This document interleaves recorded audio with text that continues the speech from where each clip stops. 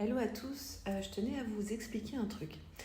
Concernant les séances au cabinet, que ce soit le mien, je pense, ou même dans d'autres, quand vous entamez une thérapie, qu'elle soit longue ou brève, de toute façon, en général, vous venez avec votre lot parfois de traumas, de souffrances, de choses qui sont vraiment pas agréables à ressentir.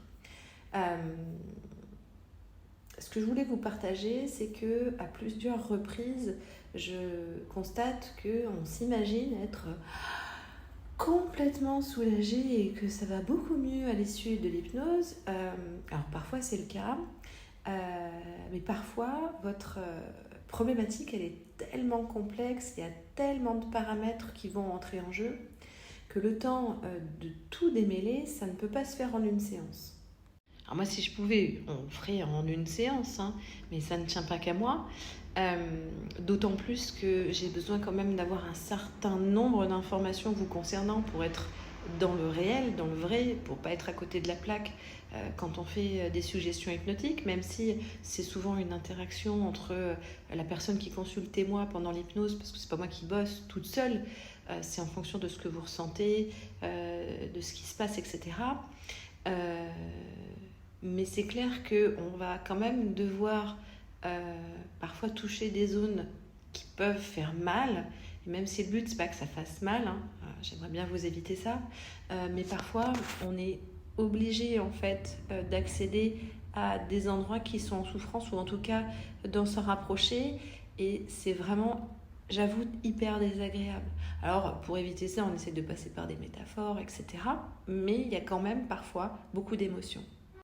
C'est un peu comme si vous étiez blessé, genre vous avez une plaie béante à quelque part et il faut la soigner. Alors on sait qu'on ne va pas la laisser comme ça, qu'il va falloir la soigner, on sait que ça va faire du bien par la suite et que ça va nous permettre de nous rétablir, etc.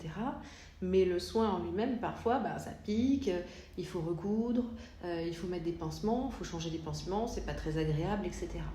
Et ce qu'on fait quand vous arrivez avec votre souffrance et vos traumas, en fait, on va faire un peu ça. Alors des fois, effectivement, c'est pas très agréable parce qu'il va falloir regarder comment la plaie elle est d'un peu plus près et faire en sorte de la nettoyer.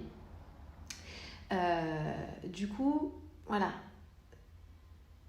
il faut accepter que parfois on ait l'impression que ça fait l'inverse en fait parce que c'est pas agréable en fait d'aller soigner une plaie.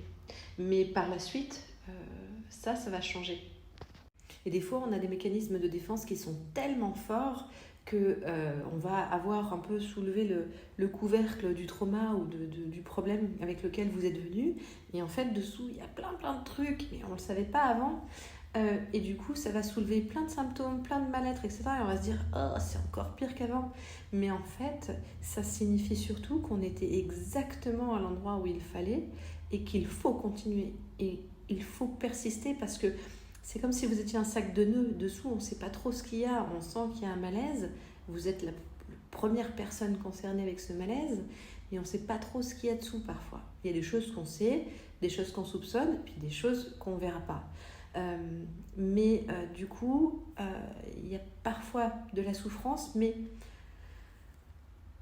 il faut persister.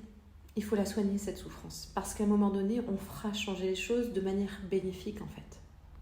Alors restez pas avec de la souffrance à l'intérieur ou ce quelque chose qui